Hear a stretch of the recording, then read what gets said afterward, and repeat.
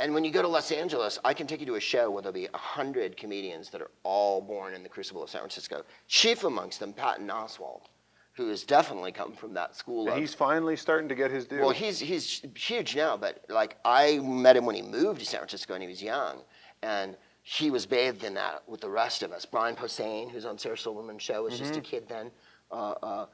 And we all work that way, you know. You listen to Patton's act, and there's references from the movies and literature and comic books and the past and the future, and you know what I mean? And it's all over the map, and he's got a political set, even if he's not talking directly about politics. And a little, I don't know how to describe it. I think there's a school, and I think I'm part of that school, and I think some of those guys are in that school. And I use the word school in the loosest possible. Of course. I don't mean that we all matriculated together, but we worked in clubs together for ages and ages in San Francisco, and that was the motif. And as John Wing, who I'm working with here, says, you must put your imprimatur upon your material, which all of us have done. I couldn't do his jokes, he couldn't do mine. Right. But I believe that there's, if any, you know, for lack of a better, a big cloud that we all live in. That's different than an LA cloud or a New York cloud or a Boston one or a Denver one or an English or Scottish or Australian, you know. They're all different schools. And I'm sure Australians would say, well, those Sydney comics are different than those Melbourne comics, you know. Yeah, of course. Well, you've been all over the world. I'm sure. What was it like being in the UK clubs for a while? Well, it was fantastic. They're so creative. The style of stand-up is quite different, as you know. And there's only one or two comics that ever even made the attempt to breach it over here. Chiefly Eddie Izzard, and who's a delightful person. Sacha Baron wasn't a stand-up. He worked in a restaurant when I lived in London. He was a busboy at the Rosslyn Hill. Or it was on Rosslyn Hill. I can't think of the bloody name. And they used to do like Wednesday night. He said he used to see me do sets there. You know, this is ages ago. But he was never a stand-up comedian. He's a character, you know, writer type. You know, Ricky Gervais, but he just, you know, came over. But he came over via sitcom, and now he's sort of doing. Well, Russell Brand as well. Oh, and Brandy, but Russell just came over like 2 years ago. And I've had him on my show in LA a bunch of times, and he's really polite and intelligent. Heavy on the knob gags. Yes, he is. Heavy on the knob gags. If you like knob gags, you'll like Russell. But I mean, I enjoy Russell's style. I think it's in the grand style of eccentric English comedians. He's adopted this rock and roll Lord Byron thing, you know, which is a really old idea, but not for the 20-somethings of today. It's new to them. When a guy with long hair gets on stage and he's, you know, and he's walking around, and he's being all, you know, and all that.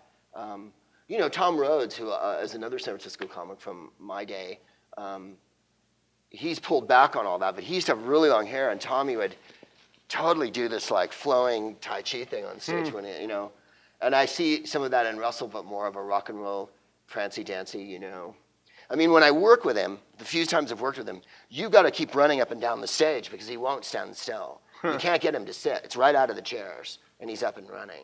Like Robin, too, and Robin can't stay still at all. He's up in the fucking air a second into working with him. But, yeah, Russell just came over. He's the newest and latest. And there's not a lot of reciprocity. I've gone over. Rich Hall's really popular there. Arj's gone over. Scott Capurro. I'm forgetting. Mike Wilmot from Canada. Right. I think has a residence in London. He used to.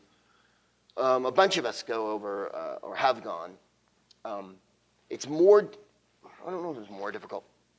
You know, Eddie hasn't had a problem cracking it over here. American audiences understand utterly. And also American audiences adore to hear the English accent. And it immediately elevates the comedy in their tiny brains that somehow English people are smarter, which is hilarious. But it doesn't work the opposite way? No, it does. I've had great success in England. But the style of comedy, English stand-up comics sometimes are a little, like for instance, there's a comic named Al Murray who does a character called the Pub Landlord. Well, it would work in Canada, and it would even work in America a little bit.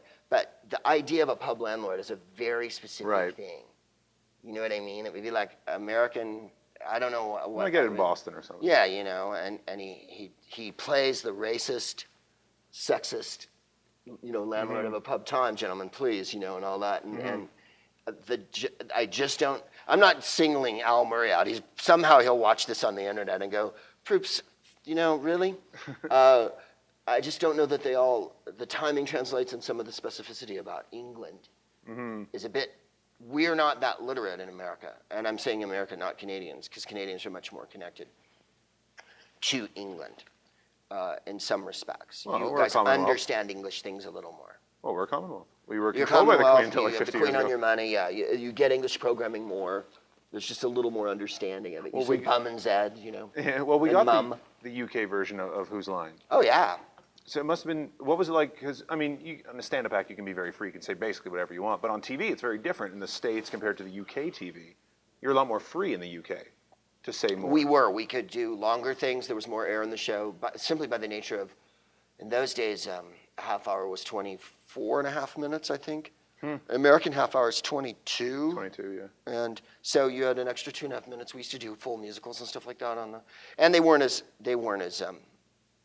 censorious. They had censors, but not in when we did it on ABC, a censor sat in the booth and watched the show and ticked off things that they didn't like because we weren't able to present them with a script beforehand. No, of course. So they had to actually physically appear at the show, which I found hilarious.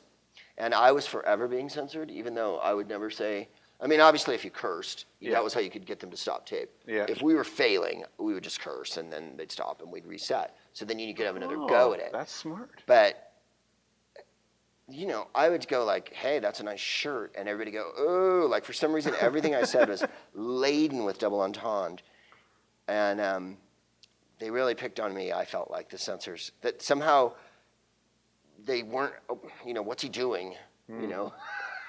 What's he saying? What does he mean, you know? I think the meaning sort of, they were determined that I was trying to get some filth on there to bend America's minds.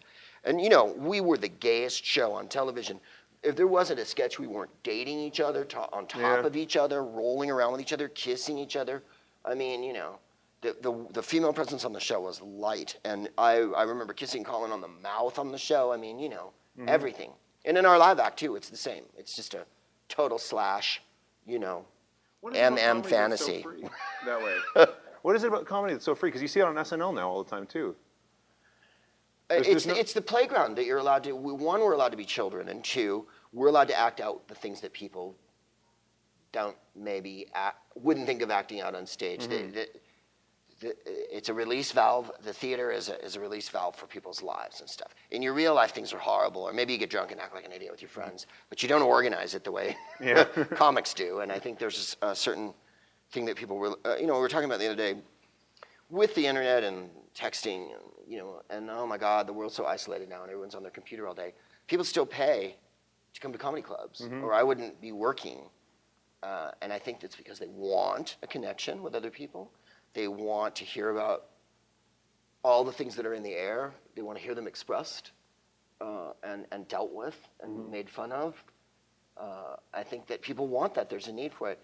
I call it theater, but I mean it in the sense of, you know, most people don't go to the theater, to generalize horribly, you don't go to see plays as much as you might go see comedy, or most people. I think some people obviously like theater a great deal more. But so to me, it's like theater for everyone, or a little more commonality. You don't have to be a subscriber to get a good ticket at a comedy show. You can sometimes pitch up on the night and sit right in front. Right. Whereas if you want to go see a hot play, you either got to belong or, you know, finagle, because it's a different kind of thing.